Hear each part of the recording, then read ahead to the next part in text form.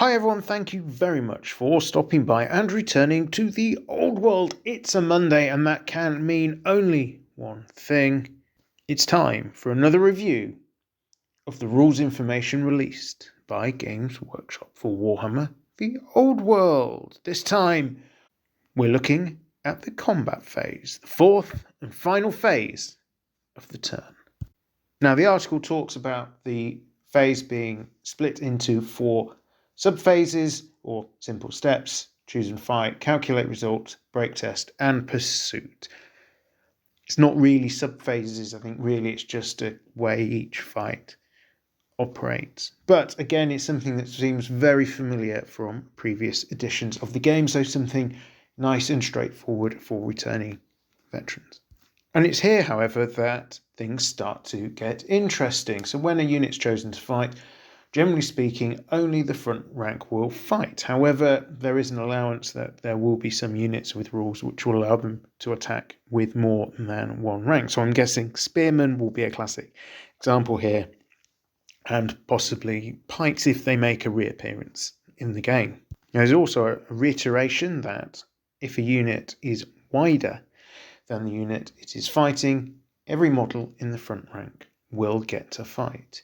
However, and I think this is a big however, those models not in base-to-base contact with their opponent will only get one attack. And I think this is quite valuable. There was a real concern, I think, around units such as Chaos Warriors. Give them the Mark of Khorne for frenzy, give them an additional hand weapon, churning out an absolute barrel load of attacks, being able to deploy effectively one rank, one very wide rank, and be able to chop through a lot of their opponents by sheer weight of those attacks. But it now looks like that won't be possible because you'll only be getting one attack from each of those excess models and sacrificing combat resolution. More on that later. It is probably worth mentioning the consternation amongst the community around base sizes again at this point.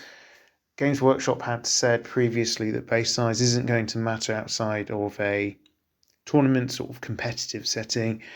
But once again, we're seeing if you've not moved to the current basing requirements, whatever they may be, for the vast majority of units. At the moment, we only know 20mm infantry squares are going to 25mm squares. It's going to have an impact in the combat phase because of the number of models. If you're on a small base, you'll be able to get into base-to-base combat, particularly if you're fighting against a unit on the new base sizes. So to an extent, yes, base sizes will matter despite what Games Workshop has previously said. But I digress.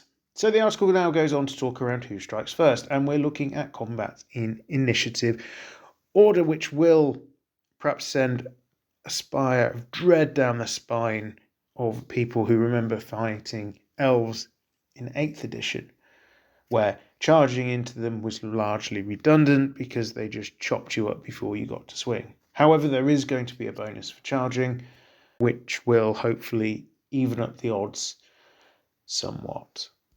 For when it comes to hitting, we are back to the weapon skill chart, which will come as a pleasant revelation, I think, to a number of people that want that element of complexity back into the game and not just a simple this unit always hits on this particular score, 3 up, 4 up, whatever. I think it is interesting, however, that it doesn't matter how low your weapon skill is, your models will always be able to hit, and to do no worse than needing a 5 up. So on any 1d6 roll, you have a 1/3 chance of hitting no matter the disparity between the units involved in the fight.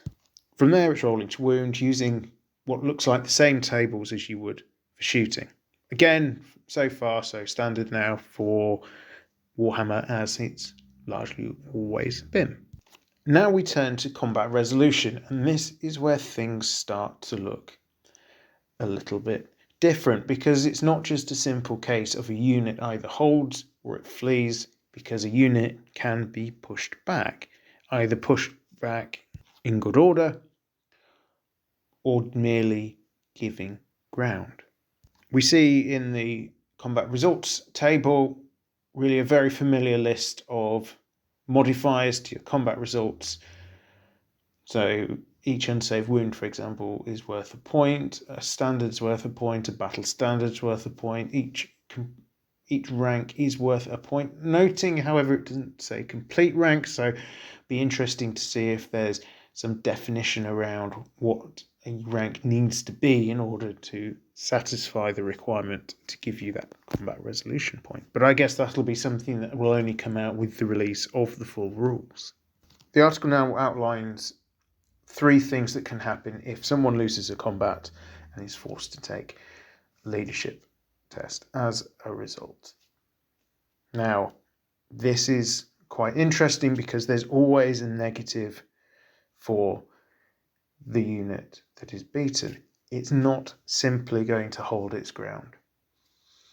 If the natural roll for the leadership test is higher than the leadership stat of the unit, the champion or the hero leading it, the unit breaks and flees, pretty much as it always used to be.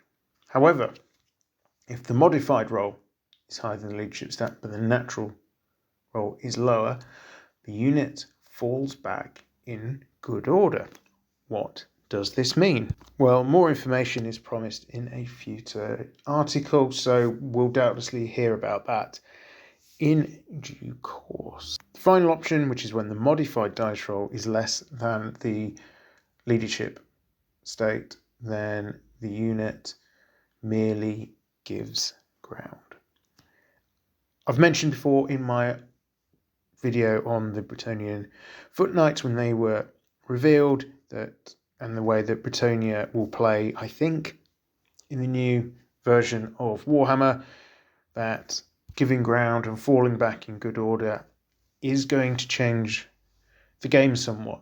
It allows tar pitting units, and it allows also for units slowly being driven back to pull units into unforeseen traps, allowing for cavalry to be used in slightly different ways to really get those flank charges in. Even when it's not obvious there's a charge on, you can sucker in a unit to moving forward a couple of inches and into those deadly charge ranges. Now, when it comes to winning a combat, you've got your classic options. You can restrain, you can pass a leadership test in order to reform your ranks and not go ploughing on forward.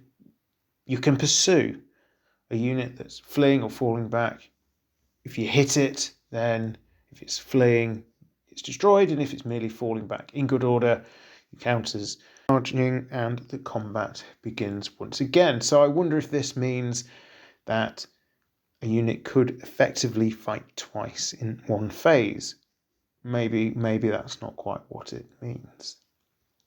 The other option is to follow up. So a unit that gives ground, it allows the victorious unit to move forward into contact and continue the fight, presumably in the next turn.